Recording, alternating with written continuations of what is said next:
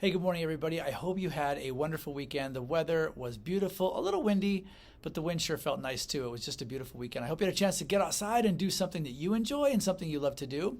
I'm going to jump into today's manner, which is all about washing your hands. So, when you are done using the restroom in particular, this is where the manner comes in. It's after you're done using the restroom. We want you to make sure you wash your hands of germs. So, almost every one of you are going to need just one pump of soap. You don't need 2 or 3 or 4. That's just being wasteful.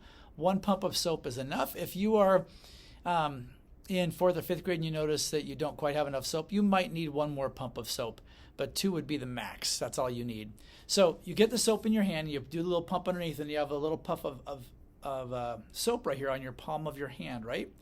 The first thing you want to do is put your hands together gently. You don't want to clap it and make all the soap go away. Put your hands together and start rubbing. Your hands should already be wet, so hopefully you already got them wet. And you want to start rubbing your hands together. Now, notice what I'm doing. I'm pushing my hands together. I'm not just doing this and rinsing. That doesn't kill the germs. You got to really rub your hands together kind of hard and squeeze them together and try to really work the soap in there. I always like to do this and get the soap in. Notice how I pull down on one hand, down on the other to get all the way through my fingers and get all the way in there. And then after I do that, I also make sure I get the backs of my hands, and I'll notice even on the backs with that hand, and the same thing here and the back of this hand.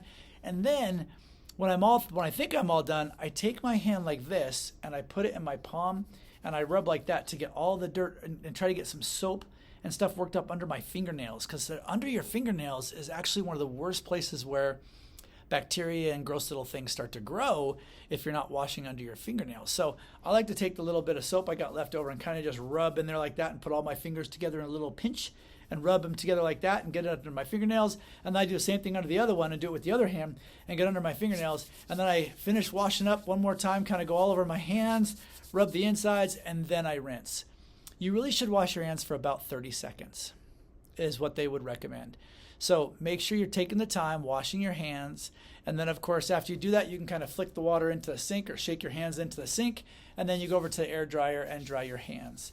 So please make sure you are washing your hands of germs every time you use the restroom, because we want to make sure that we keep you, your classmates, and honestly even our environment. When you go back into your classroom and you're touching your desk or friends' desks or over to the teacher's desk, that you've washed your hands and those germs are all gone. All right? Have yourselves an awesome day today on Monday, and we'll see you later on.